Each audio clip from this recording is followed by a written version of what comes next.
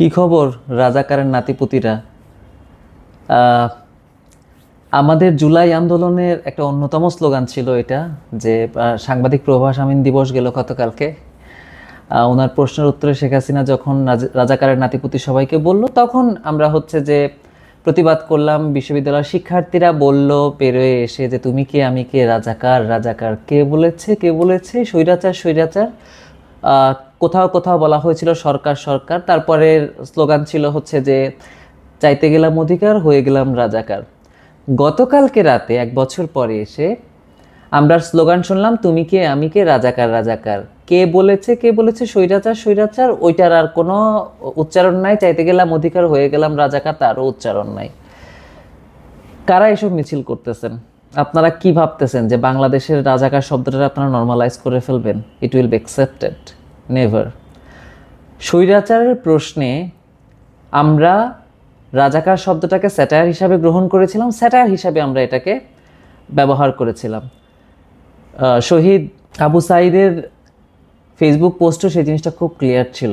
আজকে আপনারা যারা হচ্ছে যে এই শব্দটাকে ওন করতে চাচ্ছেন, আপনাদেরকে রাজাকারের নাতিপুতি বলা হবে, আপনাদেরকে কোনোভাবে অ্যাকসেপ্ট করা হবে না বাংলাদেশে।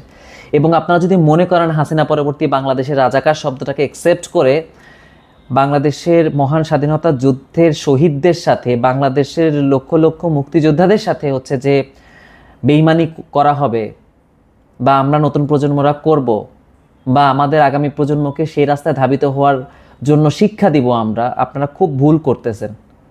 এবং আমরা খুব ভালো করে জানি যে এই ন্যারেটিভগুলো আপনারা এখন বাজারে আনতেছেন, আপনারা বাজার যাচাই করে দেখতে চাচ্ছেন যে এই ধরনের ন্যারেটিভ আসলে দাঁড়ায় কি দাঁড়ায় না। যদি দাঁড়ায় তাহলে আপনারা এটাই ওন করবেন। আপনাদের তো আসলে এই যে জামাত এবং শিবিরের, আপনাদের তো A team B team C team D team, টিমের অভাব নাই। আপনাদের যে কয়টা পলিটিক্যাল পার্টি আছে এগুলো আমরা বুঝি। আপনারা কি মনে করতেছেন যে এইসব স্লোগান, এইসব মানে জিনিসপত্র মার্কেটে ছেড়ে আপনারা জনমত যাচাই করার চেষ্টা করতেছেন যে এটা অ্যাকসেপ্টেড হয়েছে কিনা বাংলাদেশের মধ্যে? এটা আমরা বুঝতেছি না, আমরা বুঝি এটা। সো মাথায় রাখবেন, স্বৈরাচারের প্রশ্নে রাজাকার শব্দটাকে আমরা স্যাটার হিসাবে গ্রহণ করেছি। হাসিনা পরবর্তী বাংলাদেশে বর্তমান সময়ে মুক্তিযোদ্ধাদেরকে অপমান করার মতো কোনো ধরনের স্লোগান কার্যক্রমকে আমরা এন্ডোর্স করি না, আমরা এটাকে সাপোর্ট করি না। এবং এখন আসলেই আবার আগের সেই তুচ্ছার্থে, আগের সেই ঘৃণিতার্থে রাজাকার শব্দটাকে আমরা ব্যবহার করি। সো গতকালকে রাতে যারা রাজাকার হিসাবে স্লোগান দিয়েছে তাদেরকে এখন থেকে রাজাকারই বলা হবে।